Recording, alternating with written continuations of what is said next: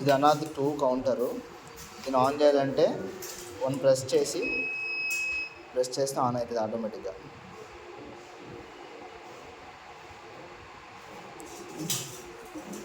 First మొత్తం clear అయితే అంతా కూడా ఆటోమేటిక్గా క్లియర్ అయితే యూమేడ్లో లాగిన్ అవ్వాలి. దీని పాస్వర్డ్ వచ్చేసి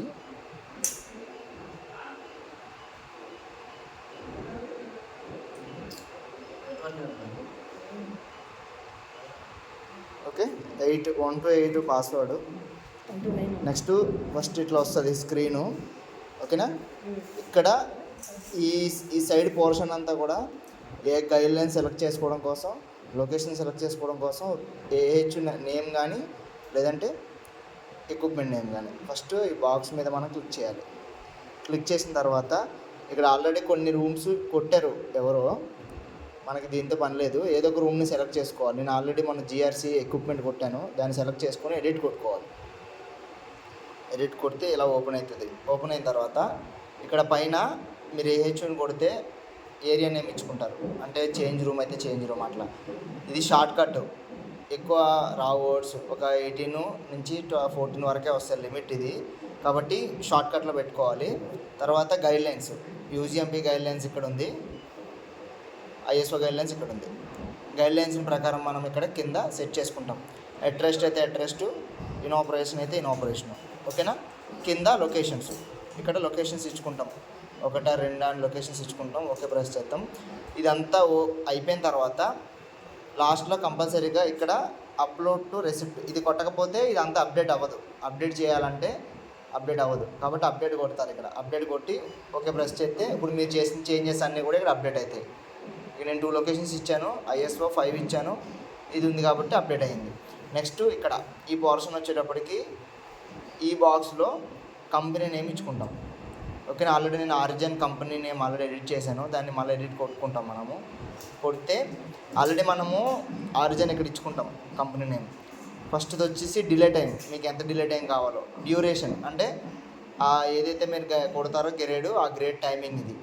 ఇక్కడ టైమ్స్ అని ఉంది కదా, ఈ టైమ్స్ వచ్చేటప్పటికి సైకిల్స్ ఇవి, ఎన్ని సైకిల్స్ అయితే కొడతారో అన్ని సైకిల్స్ మీరు పెట్టుకోవచ్చు, 5 or 6 అని. కింద వాల్యూమ్.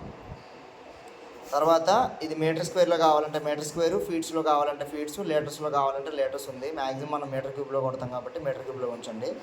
ఇక్కడ ఏంటంటే ఐఎస్ఓ గైడ్లైన్స్ ప్రకారం ఈ 3 పార్టికల్స్ మాత్రమే మనకి వస్తాయి.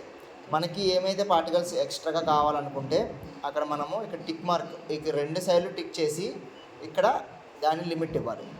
యాక్చువల్గా ఐఎస్ఓ 5కి 29 కాబట్టి 29 ఇచ్చాము.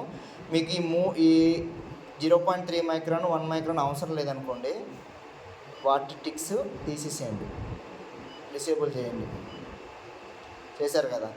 రీసెట్ ఎప్పుడు ప్రెస్ చేయొద్దు. రీసెట్ ప్రెస్ చేస్తే ఓల్డ్ ఏదైతే ఉందో అది వచ్చేస్తుంది. రీసెట్ ప్రెస్ చేయొద్దు, ఎస్కేప్ కొట్టాలి. ఇక్కడ చూడండి, నేను 0.5 మైక్రాన్ 5 మైక్రాన్ టిక్ చేశాను, అవే వచ్చినాయి. మిగిలిన అన్నీ ఇంటూ మార్క్స్ వచ్చినాయి, అంటే అవి మాత్రమే అక్కడ రికార్డ్ వస్తాయి అన్నట్టు మనకి ప్రింట్లో. తర్వాత లాస్ట్ అంతా ఓకే అయిన తర్వాత అప్లై కొడతారు. అప్లై కొట్టిన తర్వాత డిస్ప్లే ఇలా వస్తుంది. మీరు టైం ఎడిట్ చేసుకోవాలి కాబట్టి ఎస్కేప్ కొట్టి సెట్టింగ్స్లోకి వెళ్ళి టైం ఎడిట్ చేసుకోవచ్చు, టైము డేటు.